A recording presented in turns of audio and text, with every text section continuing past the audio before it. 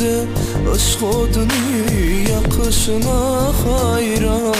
Söyürün men, duyurun men senin sevgini. Gele gülüm paylaşalım menin kaygımı. Cevap ver sevgime, cevap ver duyguma. Beni yeke koyma gülüm bu dünyada.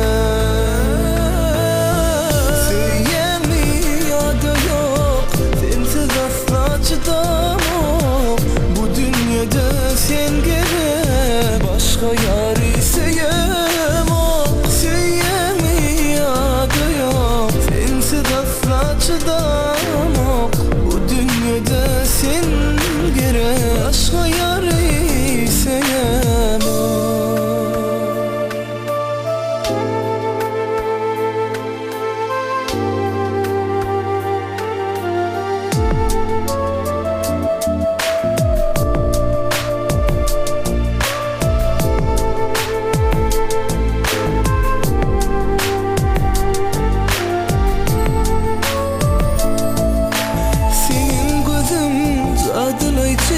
Hayran eder beni, canım yeter söylerim mehribanım seni.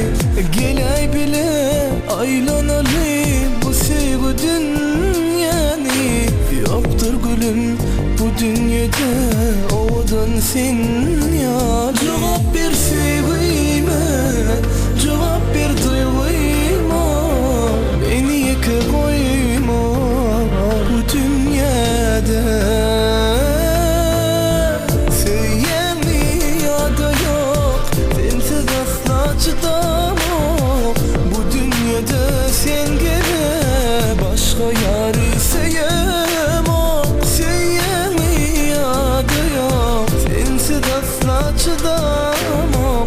Bu dünyada sen gele başka yar isteyemem.